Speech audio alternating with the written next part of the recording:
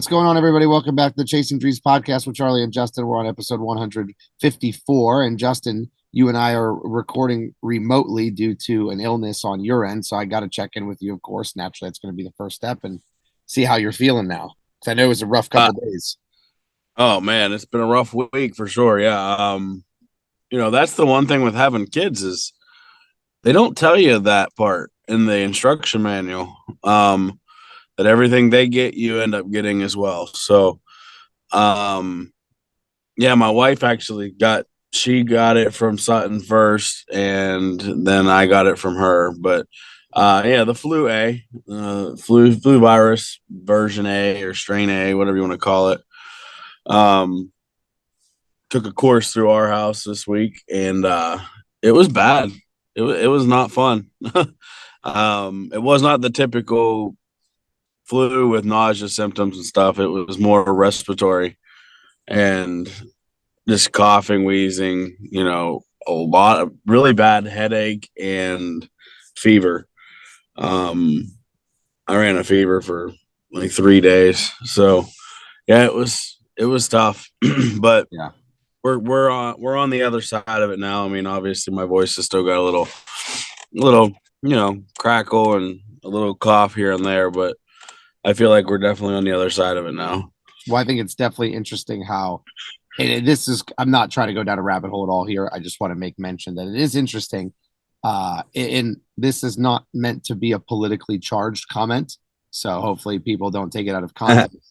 But it's funny how now every illness that is respiratory related or upper respiratory related has come back in a sense, because there was probably a 2-year period or a year and a half period where any type of symptom that was COVID, right? Absolutely.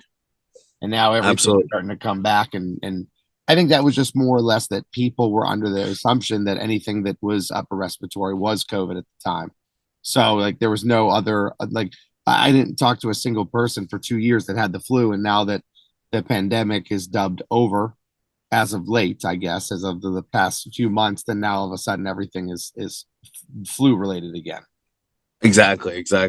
Another thing I found that I find odd is 8 to 10 months ago, if you got sick and you couldn't go to work, like legitimately got sick and couldn't go to work, you weren't going to get punished. That kind of went away.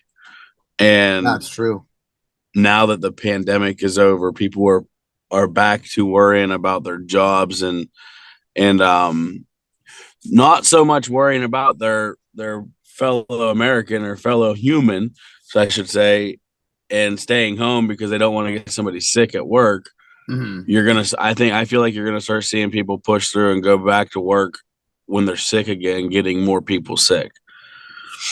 Yeah, well, I think that a lot of it too was, and I can't speak for certain, man, and I don't want to poison the well here and group a large number of people into one category or another, but I think that a lot of it too was marred in the possibility of an excuse.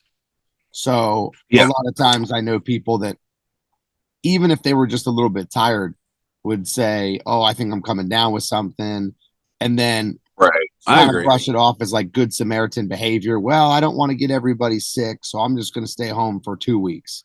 Yeah, no, and that was the problem I think too with like the way I don't even, like you said, don't want to get on a political rabbit hole or anything, but the way most people reacted initially to a really bad virus, I'm not even going to call it COVID, just any bad viruses.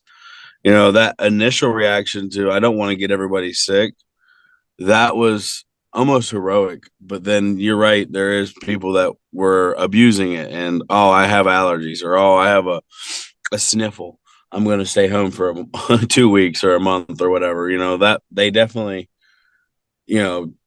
abuse the privilege to, recover. Yeah. Without repercussion.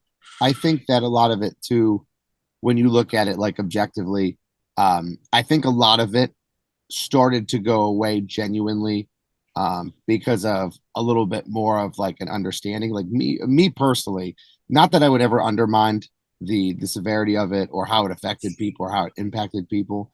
But I'm talking specifically to me. So like laying out all the quantitative factors, like I was young, am young, relatively speaking, in good shape, good diet, no comorbidities. I'm not overweight. You know, I don't smoke. I don't drink. I have what I would consider to be decent stress management, comparatively speaking, to other people. So I didn't have any risk factors really. So there got to be a point in time where I wasn't concerned at all about COVID, and certainly maintained that position after I had got it. But prior to that, like I remember when this thing first hit, just the propaganda, not that it wasn't warranted, it was just the fear of the unknown, because that's for a lot of people, that's the scariest thing in life is what we don't know or what we don't understand. And there was a period of time where I was like terrified of these things because I made it or I interpreted it to be that like, especially the first week where it was like, hey, we're not coming back to school. This virus is so bad, humans can't even be around each other. We got to end school. And then it was like, oh crap, this is serious. So I was like almost neurotic with it for a month or two, um, right before the summer hit. Cause I think we got off in March. So like April, May, and even into June a little bit, like where I was even nervous pumping my gas. And I was Yeah. terrified to go to the grocery store because of people getting it. And then there comes to be, it wasn't like a proximity factor. Like I was so close to the initial hit. And then I started being careless because of it wasn't like a new thing. And it's like, oh yeah, it's old news. I'm not afraid of it anymore, or whatever. I think it was just because of like more information coming out. And then you're meeting Mm-hmm. people and talking to people who got it and were fine. And then you factor in me personally. Like I said, I don't want to be dismissive of the severity of it and how it could impact people or had impacted people. But for me, just being all those factors and not having risk factors, it was like, ah, yeah, I'm not too nervous about it. Right. Absolutely. Yeah. And I think most people were had the same initial reaction. I know I did, when it first started, you know, in 30 plus years, I'd never seen the country come to a halt. Mhm. And it did. So it was definitely profound and something that was eye opening for sure. Although on my end, I never stopped going to work. Like when my job didn't change as far as that goes. We had some different operational things that we went through. Changes in how we operated, but the day to day never stopped. We started wearing masks, and using more hand sanitizer. Yeah. But other than that, I didn't see a whole lot of a change. Hmm. So yeah, it is interesting though. But yeah, I'm feeling a lot better. It's still still recovering, but it was a long week for sure. Well, I do this thing when I get sick, and I don't know if other people are like this. I would assume that there's at least a few people out there listening to this, hopefully, that have like a relatability factor. Because for me, I do this thing where whenever I get sick, I like I almost get, and I don't want to like overstate this, like I am like mentally deranged and like beat myself up. But like whenever I get sick, I almost feel guilty because it's like the man in the mirror mentality where I always look at getting sick. And even this is ludicrous to say out loud now that I think about it because of so many things that are out of your control. But I almost feel like I didn't do a good enough job of being able to avoid illness. So I'm not talking about like being around people that are sick. I mean just like from an immunity standpoint. Like Uh, have I Actually, been eating healthy enough? Have I been getting enough sleep so my immune system is not compromised? Have I been taking the right amount of supplements? And going back to the eating part, like nutrient profile of the foods that I'm eating, and am I getting enough zinc and magnesium and vitamin C and vitamin D? And so I always like feel guilty when I get sick because then I like hmm think back, and if I get sick, I could have pinpointed like a cheat meal that was 3 weeks prior and then point the finger and say, "Oh, that's why I got sick because I had one cheat meal." Even though I know that again, me saying this audibly is like completely ridiculous, but that's kind of this mentality that I get into where I blame myself, and then it causes me to kind of spiral, and I don't want to say spiral in a bad way, but it kind of segues me into trying to be more proactive about my health, like shortly thereafter, because I'm like, oh, I got sick. I don't want to get sick again. I got to focus on my immunity a little bit more so it's not compromised. And then I go down all the roads of trying to improve that. No, I'm definitely not quite as in depth as you explained it, but I spent a lot of hours on the couch this week contemplating all the decisions that I had made leading up to catching this flu virus. Mhm. Um, could I have done something better, eaten better, worked on my immune system better, slept better, something, because it was bad. But I relate to that a little bit. I think you should a little bit, you know what I mean? Because especially if you understand how the body works, to an extent, you should, have some skin in the game, so to speak. You know, are you doing the right things? Are you being proactive? Are you, because that's why I think, whenever we catch a virus, it impacts us differently. It's are you out of shape, or are you in good cardiovascular shape to where your body's going to have a better chance to fight off something? Yes.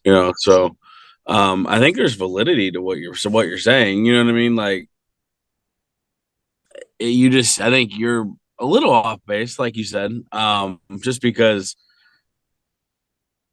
you are in amazing shape. So I'm sure you would fight off this virus better than I did. Well, I think that part of You it know, is like, I don't know, just you look at it, like you try to be objective.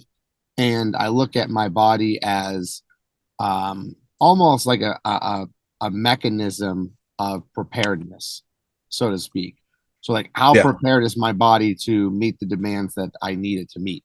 So, like, you think about, and we talked about this about challenging movement and how our motor patterns and our movement isn't what it used to be because it's not a necessity.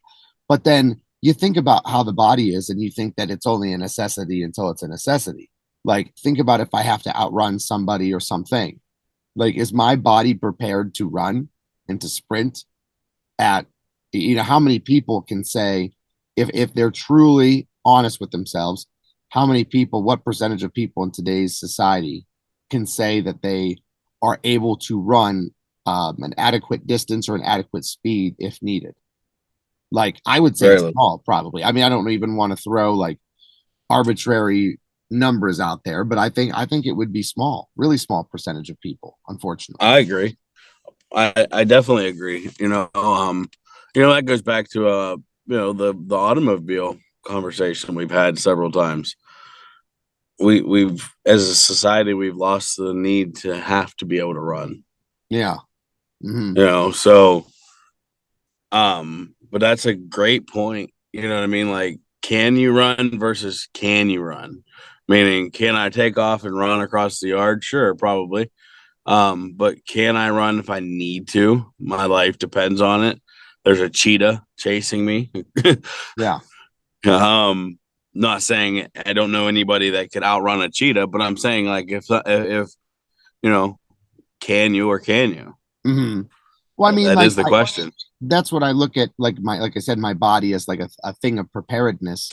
Is It's almost like a vessel of protection for, like, so like the immunity thing or the physical movement thing. Like, a buddy of mine got into a car accident. This was years ago. A buddy of mine got into a very severe car accident and was told by a lot of people, not only the first responders, but then the medical staff too, once they did like an in-depth analysis of it, that his bodybuilding, because he's a bodybuilder who's actually a professional bodybuilder now, said that his bodybuilding essentially saved his life because of all the strength training he did, like the muscle mass that he had accrued and the bone density from the lifting, that his injuries could have been very life threatening had he not been the size that he was. And I'm not saying everybody's got to get as jacked as possible, because there's drawbacks, because the whole running thing, that starts to take away from that. It starts to take away from the cardiovascular health that we talked about.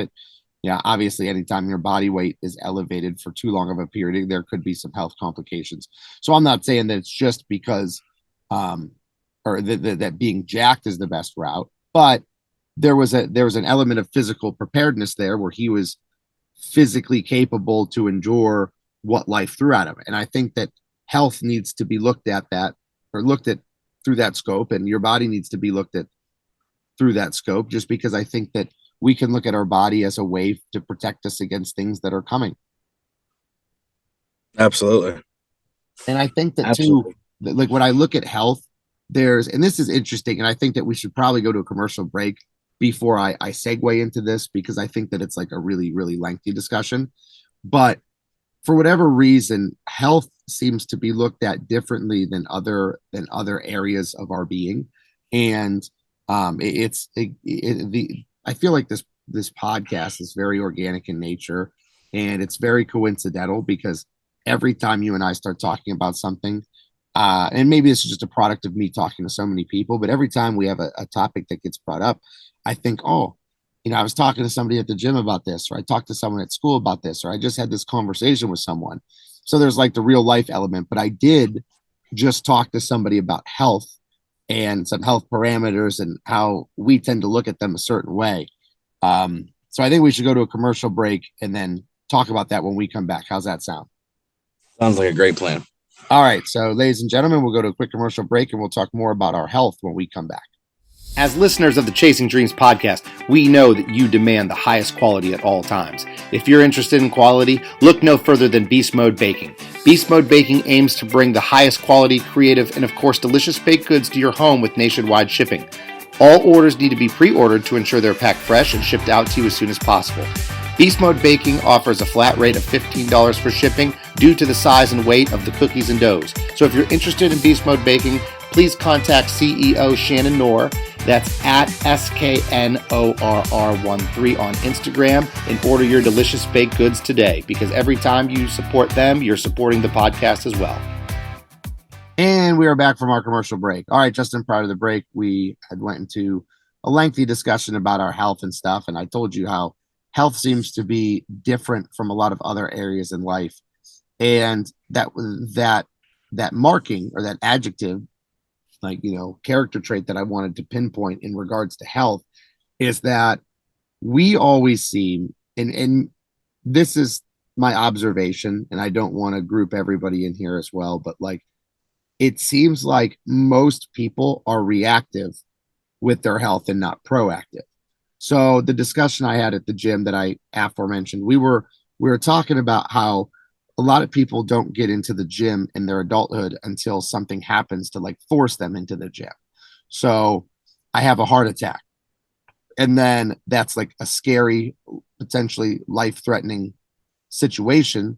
So now I got to go fix it. Like, oh, I got so nervous, this scared the crap out of me. I got to go to the gym and work out and make sure that I fix this issue.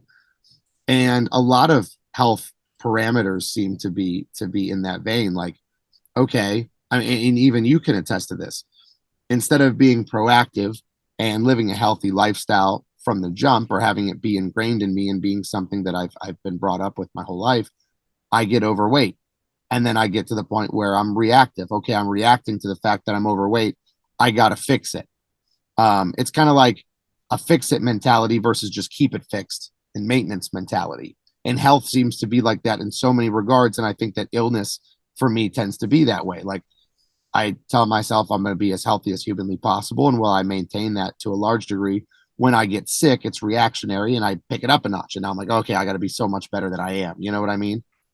Absolutely. Yeah. I've never put that label on it, but that was probably one of the best labels I've ever heard for my mentality. And it's something I still struggle with, is the fix it mentality versus the maintenance mentality. Yeah. You know, that definitely made a whole lot of sense for me. And it is exactly how it works too. You get out of shape or you get down and then you want to fix something. But once it's quote unquote fixed, that's where you have to switch gears and learn how to maintain the corrections that you've made. Well, you could make kind of like a financial reference. Yeah, Hopefully, I'm not too absolutely. far off base with a car because I'm not like a car guy by any means. But it's like maintenance with a car. Like it's a lot more financially feasible. Like to get your oil changed regularly, you get your tires rotated, and do all the maintenance stuff on your car that you're supposed to do, versus letting it go and then having your engine blow up because you didn't change your oil or whatever. Right. Again, not a Absolutely. car guy, but like then you have to put a ton of money into it. So it's a lot easier to maintain financially if you just stick with it. And I think that your body is the same way. If you treat your body well with good exercise, proper nutrition, not that you need to be as intense and neurotic as some of us, but like if you do those things pretty regularly, it's like a low investment. I'm dollar a day, Absolutely. dollar a day, dollar a day, versus letting it go for years, then needing to pay $1 million to get something fixed. It's essentially like that, where then it's a lot easier to keep the weight off periodically and just live a healthy lifestyle than it is to get to a certain body weight and then drastically try to alter your life and change your life, because the other part of it is habitual.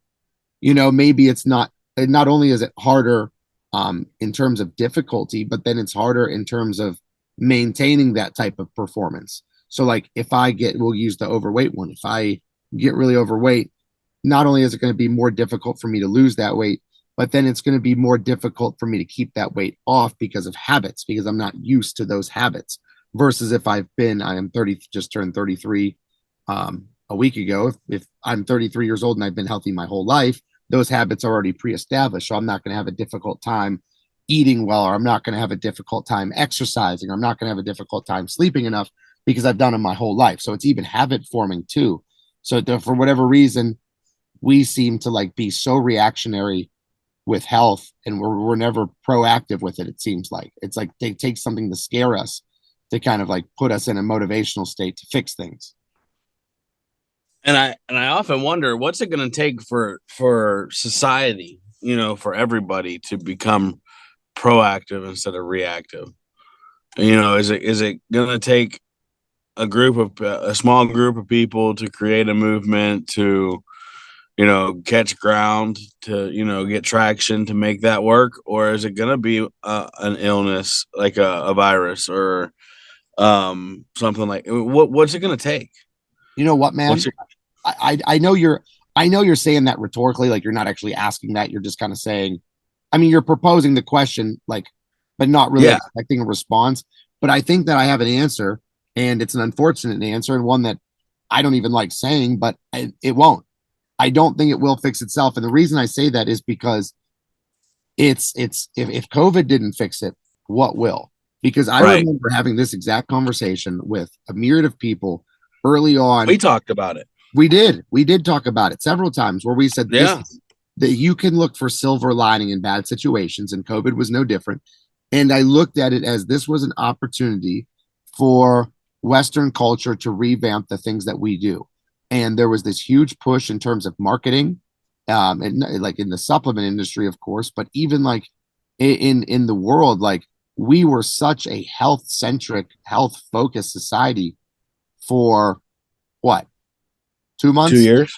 Oh, I mean, I, okay. I mean, where it was like You're very, right. very No, you're impactful. right.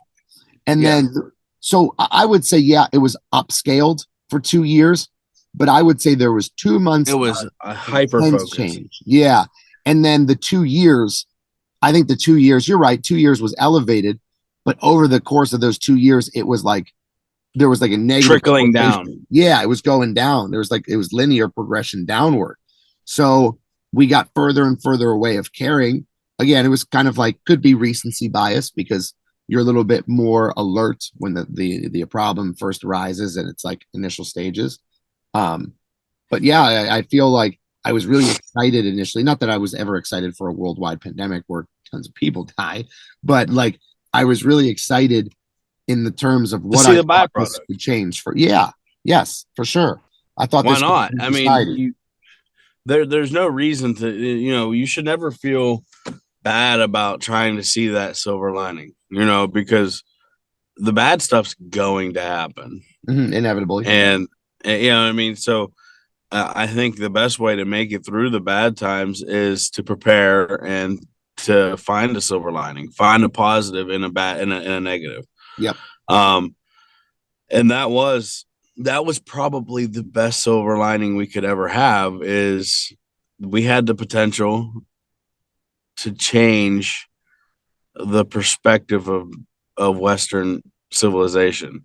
You know, we're no longer we could have started moving towards we are no longer the most overweight society, or Uh-huh. we are the most reliant on readily available food society, or input any negative to our modern culture. We had the opportunity to move past that, Yeah. progress past that, or in some light degress back to when we didn't have that stuff. Mhm. um but like you said, it was short lived because convenience outweighs anything, it You're seems right. like. Yep. Convenience and this is more or less what you're suggesting too is comfort seeking behavior. Yes, yes, Right. absolutely. Because convenience is comfort. So I would say comfort is the immediate seek. That's what we yearn for. Now you get into the argument of long-term comfort versus short-term comfort. Everybody wants immediate instant gratification. They want immediate comfort. Um, if I'm cold, I put a coat on. If I'm hot, I turn the air conditioning on. If I'm tired, I lay down. If my legs hurt, I drive my car somewhere close instead of walking. So it's like kind of that instant gratification thing. And I want Yes. to go back to the discussion about like people going back to their ways. And I know that there are outliers into this, like where I saw people that did really well during COVID and changed some habits and have maintained it. But it just seemed like so many people, once the fear factor wore off, went right back to their lifestyle of, whatever it was, their lifestyle of unhealthy behaviors and unhealthy Yes. practices.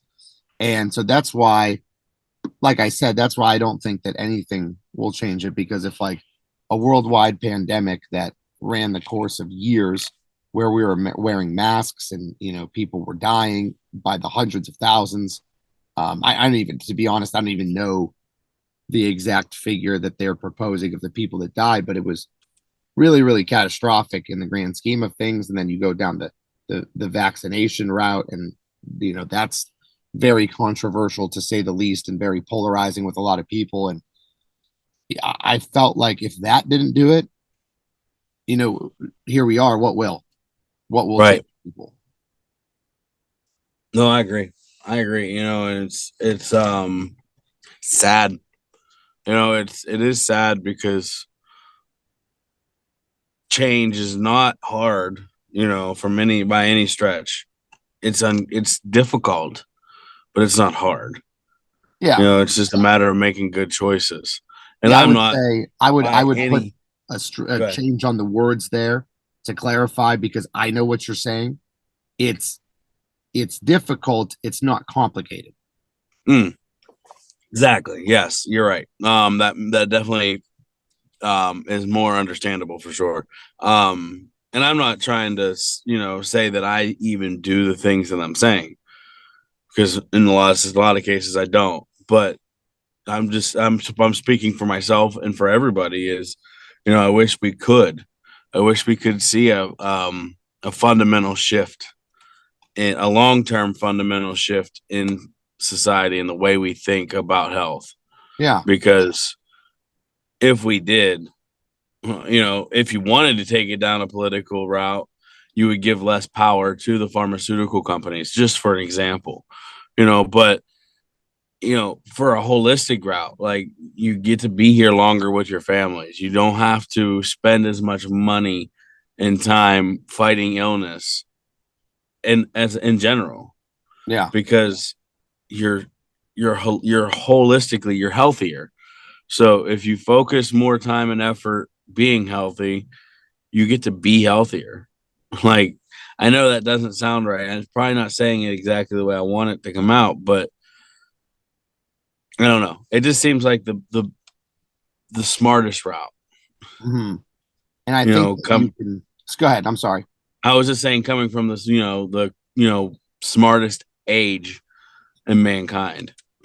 Yeah, where That we have seems like the easiest. the most amount of information at our disposal. Yeah. Sure. So I think that like to wrap it up, we always go back to like actionable steps and like takeaways and things that people can do. And certainly you could go down the health route and be more proactive with your health. But I think that there's like a bigger metaphor here, where Absolutely. I saw this online, and this is a perfect segue into providing people with a little bit of like, I don't want to say motivation, because I don't want to think that we are impactful enough, or at least myself is impactful enough to create motivation, but something that you can take away and maybe spark an interest in. I saw this thing, and it said online, it was a post, and it said, what is something that in 5 years you wish you would have started today? So Wow. a company or a job that you wish you would have, like, what's something 5 years from now? Because I mean, every single day of my life, I look back and think I could have done things better and differently. Kind of like the knowing what I know now mentality. Right. Even little things like house projects. Like, man, I really wish I would have remodeled my bathroom a long time ago, and I would have had it done so I don't have to deal with it right now, or whatever it is. So with that said, look at your life from a third party perspective. Try to step away from your emotional attachment to it. And what are some things that you think you could be proactive about in your life right now? Like, maybe it is your health. Maybe you're living an unhealthy lifestyle and you look at it and say, okay, I'm not prepared to handle illness. My body certainly isn't prepared to handle an extreme illness like a worldwide pandemic again. What can I do to be proactively prepared and fix this now and get ahead of this thing before I get sick? Because if I get sick, then it's too late. Like, I know too many people that get sick and try to just like mega dose vitamin C and vitamin D, like it's going to provide some like expedited relief, even though at that point it's probably not. So, Right. and again, it doesn't have to be health. So I think that could be something we could propose to the listeners, like, hey, lay out your life. What's something that you want to be proactive about and get ahead of before it bites you in the butt? Like, and me being in the gym, I see that a lot with the elderly population. I have like two groups of older clients that I train. Ones that are proactive and come in for purposes that they foresee. Like, it's like preemptive. Like, I want to come in, like, I'm getting older now. I don't want to lose my mobility. I don't want to lose my range of motion. I want to make my bones stronger. This is what I'm trying to do. And then I have the other demographic that's completely reactionary. I'm 75 years old. I can't put my arms overhead. I can barely bend my knees. I have osteoarthritis and I need help. So think about it like that. Which group do you want to be in? Yeah, because you're gonna be in one. Yep. We all are. Every single one of us is gonna be in a group. And we have the luxury, especially if you're younger and you're listening to this and you're our age or younger, Mm-hmm. we have a choice to pick what group we're in when we're Yep. 75. Yep. Not just from a health perspective, but I think that it's really, really, what's the word I want to use? It's empowering. It's very, Yeah. very empowering to realize that whether it's in health or relationships and family or your finances or your professional development in general, you are in complete control of your story a lot more than you think you are. The problem is that we're not prepared to handle the stuff we're not in control of. So we let that dictate everything. We let our health get so out of whack that when we get an illness, that we don't have control of getting the illness, right? And then it destroys Right. us. And then we say, oh, well, I didn't have any control over that. I got sick. Well, you did have control because you had control in the first place, but you chose to not be in control or be prepared. So I think that could be, a great way to end it, is telling our listeners to take on a mentality of preparedness, take on a mentality of being preemptively ready for things and fix things before. Like, do think about crossing that bridge before you get there, to go against the old cliche. Absolutely. All right. So with that, we have come to the end of another episode of the Chasing Dreams podcast with Charlie and Justin. This has been episode 154. As always, we appreciate your listenership and we look forward to hearing back from you guys next week. Unbreakable, unstoppable, I'm pushed to the edge and take it all. I'm born to be untamable, go right to the edge and never fall. Born with the fire, I'm taking it higher. Unshakable, unstoppable, I'm pushed to take it all.